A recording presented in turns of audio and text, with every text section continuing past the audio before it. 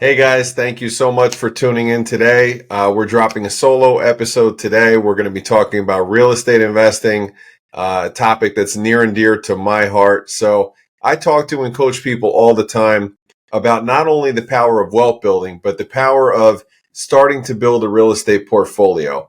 And we've gotten a lot of reach outs from the other podcasts that I did about, I think it was the 5 steps or 7 steps to buy your first investment property and start to get momentum from there.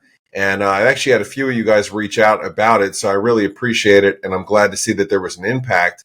So today we're going to talk about the 5 tips to scale your real estate portfolio.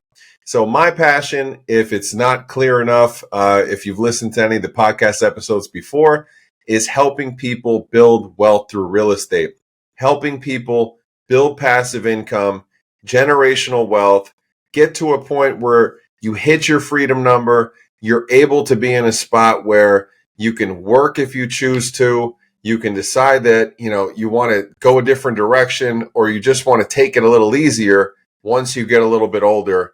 And I believe that real estate investing is the best vehicle to do that and to really accomplish your goals and to be able to live a life and enjoy yourself after all the years and years of hard work and grinding, especially that the real estate entrepreneurs go through.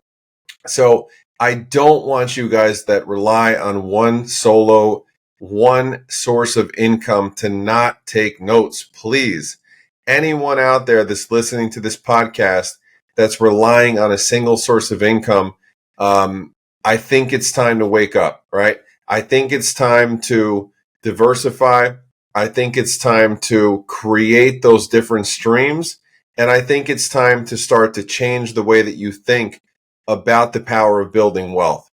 So the only way to build a portfolio and eventually become wealthy via real estate investing is buying the first property, right? That's pretty obvious. Nothing happens until you buy the first property. Then the most important step is to figure out how you are going to buy number 2, and then how you are going to buy number 3, so on and so forth. Then what starts to happen is you start to get to a point of momentum. You start to get to a point of leverage. You start to get to a point of where you're feeling pretty confident about the decisions you're making. And what that does is it starts to help impact others around you. And it starts to really project that positivity, project that mindset that this can be done. Spoken to so many people before that just are scared. Maybe they have a lot of money in the bank, but they feel like if they touch it or if they put it to work, that they're going to lose it, or there's going to be this big, huge disaster, or they're going to make a massive mistake. They're going to go bankrupt. Guys, I'll tell you this, okay? I say this to people all the time. You can't die buying real estate. The worst thing that can happen buying real estate, as long as you don't make a tragically horrible investment, is that you sell the property. Maybe you decide that being a landlord is not for you. Maybe if that's the case, maybe you want to partner up with people. Maybe you just want to invest in real estate syndications. That's okay. The thing is, you have to pick one vehicle that's going to help to get you there. If you're just relying on the hope of Social Security one day, or maybe whatever you're building up your 401k to look like, I think that's a very risky proposition, especially in the current world and economic climate that we're in. So today, we're going to talk about the 5 steps to building and scaling a portfolio. This is most likely going to be part 1.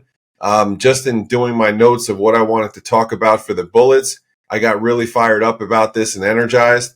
So I want to continue bringing real estate investing knowledge to you guys so that I can help you to grow your wealth. So the first step is mindset, okay? We talk about mindset all the time. Without the mindset that you can do this, you won't do this, okay?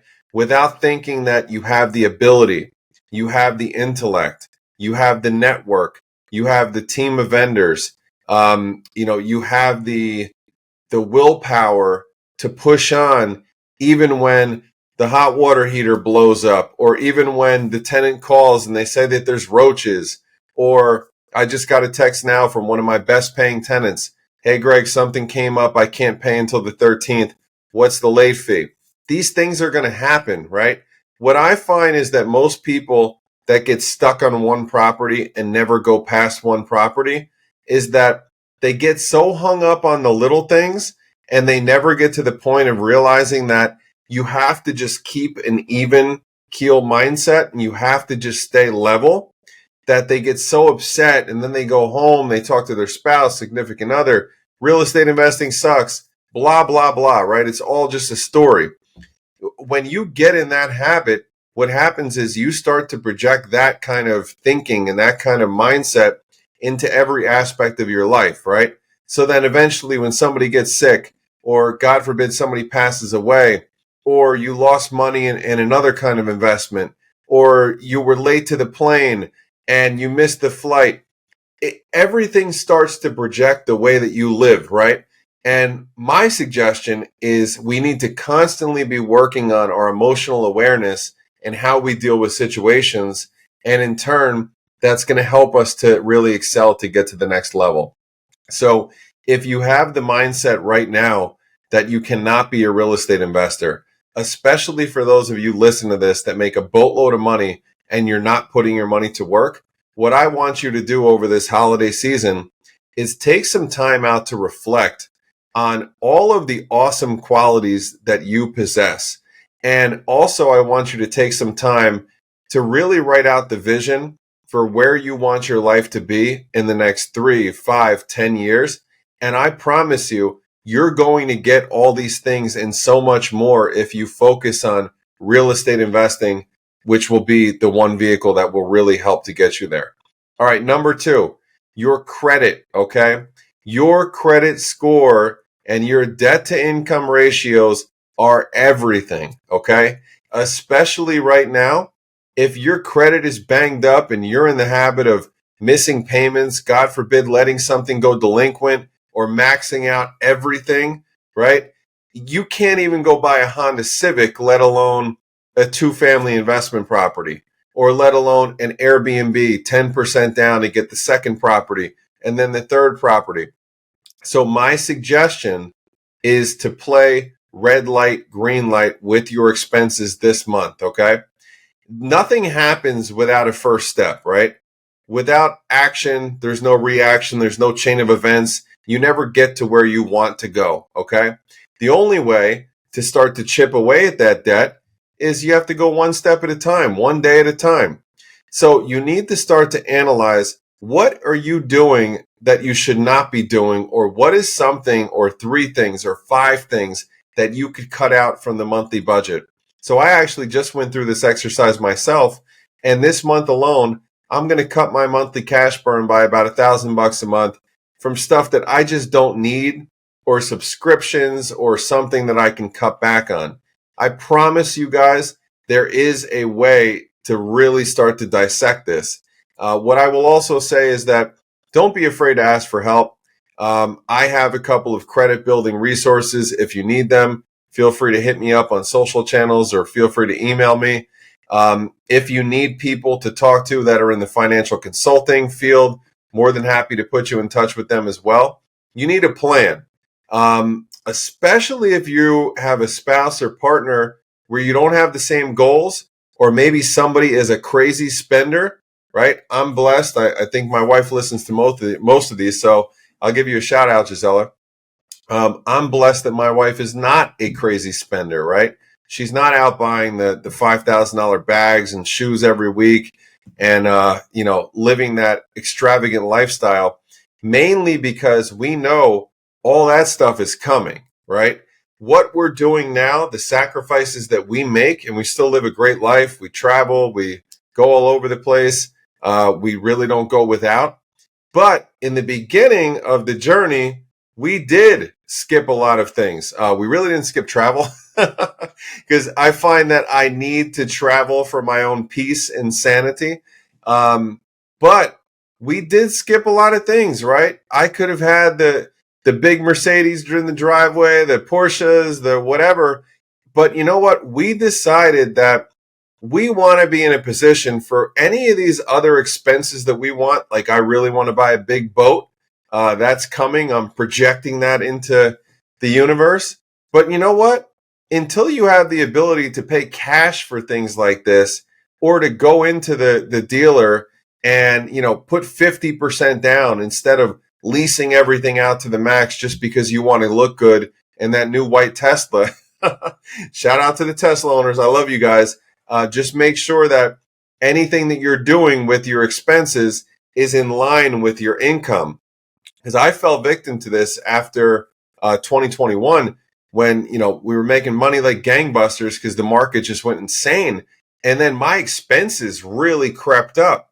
And then what starts to happen if you don't watch this stuff, your credit card balances start to go up, and you really don't think about it too much because it's coming in so hot that you're not really worried about, the monthly check that you have to write or the payment that you have to make because it's just coming in hot. But if you want to build a real estate portfolio, you need strong credit. I don't know the exact number right now, but I believe you're not even in tier 1 anymore if you're not like a 780. I'm pretty sure it's a 780 credit score. I think that number used to be like 720. So you can see the importance here. Now, for the limiting belief people that are listening to this, I don't want you to think to yourself, oh my God, I have a 686, I have a 662, I can't buy property. No, I'm calling BS right now. Yes, you can buy property. You just may need a plan to clean it up a little bit. And there's people and resources that can help to do that for you. So the next thing is master and study the BRRRR program. Okay. You can go and buy this book right after you listen to this podcast. Make sure you finish the podcast first and give us a little like. But you can go and buy this this book right after this podcast. BRRRR, very easy to find. What that stands for is buy, reno, rent, refi. I think this is the secret sauce, especially in the market that we're coming into. In order to buy distressed property, make sure it's a healthy enough margin. Rent it or renovate it, rent it, refi it. Hopefully you bought a good enough deal where then you could pull your money out of it, or at least the majority of the money out of it. You keep the rental property. You have some capital back. Now you keep going on the attack. What I'm playing, and one of my big goals in 2024, is I want to do a BRRRR of a really big fat property. I want to do a BRRRR of a small apartment complex, a larger multifamily building, a commercial property, something that I have the ability to pull out $300,000-$400,000. Because here's the thing, guys, I know I have the skill set to do this. I have the team that can help to find the properties. I have the contractors that can help to renovate them. I have the knowledge and the skill set to manage them effectively. Why not, right? So for all of the solopreneurs, and especially the realtors that are listening to this, that think about, well, okay, it would be great for me to sell 20 properties, okay? Let's just use round numbers here. 20 properties after your brokerage splits, depending on average price point. Let's say you're going to make $150,000, right? Well, how about this? What if we expanded our mind a little bit and we did not only 20 retail sales or 20 mortgages or 20 insurance, whatever business you're in, right? What if you did another 3 BRRRR projects, or you did another 2 or 3 flips, and you bought some property, and instead of making that 150, you make 400, you make 600, you make 800. And what I want you guys to really start to do, because I'm actively focusing on expanding my mindset to think bigger and bigger, to level up and keep growing and live the life of my wife and I's dreams, and, have ridiculous houses in the coming future, and the lake house, the beach house, whatever house we want, and whatever we want to drive, and whatever else. Like, you have to expand the mind to see that you're ready to come into that. So really start to master that program. Buy the book. It's a very easy read. I'm actually bringing it on my upcoming trip with me to reread it and really start to study it, because this is the market that you're going to be able to find deals and opportunities like this. Next up is you need a trusted mortgage broker / advisor. Okay. One of the best pieces of advice and one of the best conversations I had in the beginning of my wealth building journey was with my good buddy Bishoy. What we did was, before I even closed on the first property, we were talking about what does it take to get the next property. At the time, I believe, I was still in corporate America. I was stuck making a certain amount of money, which was a healthy amount of money, but I still needed to make sure that my debt to income ratio was still where it needed to be in order to make sure I could qualify for the second property. Then what happens is, if you have a family or you're starting a family and then you want the single family property for your family, right? You need to make sure that you can help to balance them. So this is where you need to be strategic. And when you start to make a good amount of money, don't go out and buy the 4,000 square foot home if you don't have assets, right? My wife and I have been in the same house now, and this is the longest I think we haven't moved, but we're on like 4 years, or almost 4 years or 5 years. And we could have traded up a couple of times by now, but we made the decision we want to plow our money into assets. And then eventually the assets are all going to pay for the bigger properties, the vacation properties, etc. So make sure you have a trusted resource, a trusted mortgage broker. Ideally, in my opinion, these people need to also own property in order to understand what you're looking to do. If they don't own property, I don't know how they could properly coach and consult you. That's just my humble opinion. So make sure you find somebody that also owns property. And if you need recommendations, please reach out to me. I'm happy to make them. The next is to build your team and take action, okay? You need to market. You need to find a way to get these off-market deals, unless you're going to buy on market, but then you're going to pay retail. So you need to figure out, am I going to work through other realtors? Am I going to work through wholesalers? Am I going to commit to sending out 200 or 300 pieces of mail a month, which is really not that hard to do, guys? Am I going to show up at real estate networking events? Am I going to make it known to people that I buy property? I would put a thing on your car, right? We buy homes. On the back of my business card, it says, we buy homes in New Jersey and Florida. Got a deal. Let's connect. You have to put the message out to people, because if you don't put the message out to the universe, how is the universe ever going to reward you with what you're asking for? And I think that the next thing, and we'll wrap on this and put a bow on it, but the worst thing that you can do, we've talked about this before, is to hit a big goal and not have the next goal right behind it. It leads to a lack of fulfillment. So don't just make this about, okay, Greg said we have to get the second property and then we have to get the third property. Start to think bigger, because I'll tell you this, there's nothing sexy about just owning one rental property. There's nothing sexy about owning 2 rental properties. You are not going to get rich off of 1 or 2 or 3 or even 5 rental properties. But I will tell you is, once you get to the point of 5 to 10, now you start to get a little dangerous, okay? And don't be discouraged if you only have that one property now, or you're working towards your one property. They say that most of us are going to live to 100 and beyond right now, right? With all the advances in AI and health and whatever. So we're playing the long game, right? Even if you're listening to this podcast and you're 50, 60 years old, I don't care. You can still start to do this now, just so that you can enjoy a better way of retirement. So here's the thing, guys. Get out there, take some action, make sure that you follow all these steps. Reach out if you need anything. I'm here to help support. And please share the show with anybody that might benefit from it. Greatly appreciate you guys. Stay tuned for part 2. Later.